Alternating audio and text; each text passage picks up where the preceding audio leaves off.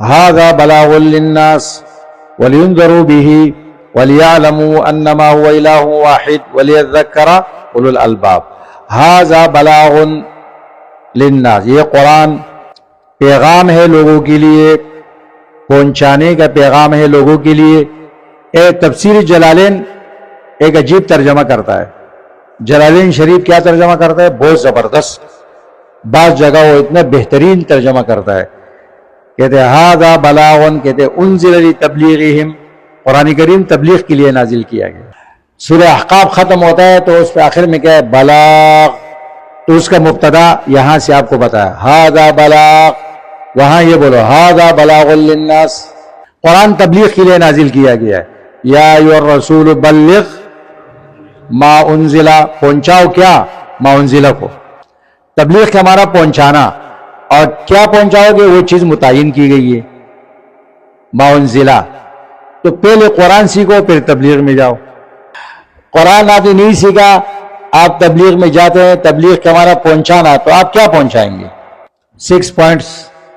6 number بلاغ للناس، وہ اپنی جگہ پر ہے. ایک عالم تبلیغ کرے گا تو تبلیغ اصل کیا ہے؟ قرآن پہنچانا. حدیث میں کیا ہے؟ بلغوا عنی ولو آیا. تو آیت کس چیز کا ہوتا ہے؟ تبلیغ قرآن کا ہے. بھائی آپ کو جہاں بیان کرنا ہے کیا بیان کرو؟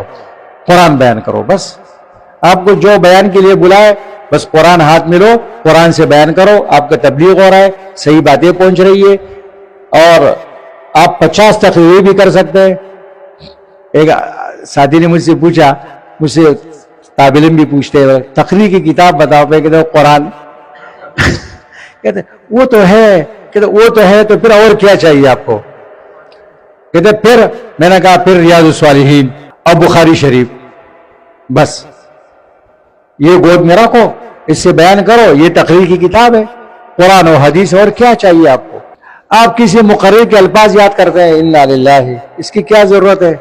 تقریر کی کتاب قرآن کریم ہے. میں آپ کو تقریر کا گر بتاؤں، آپ ایک دن میں 200 تقریریں بھی کر سکتے ہیں.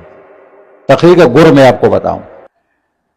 توحید بیان کرو، شرک پر رد کرو. یہ آپ کے تقریر میں سب سے پہلی چیز ہے. اور انبیاء علیہ السلام نے سب سے پہلے کیا بیان کیا؟ توحید بیان کیا. نمبر 2 سنت بیان کرو، بدعت پہ رد کرو. ٹھیک ہے.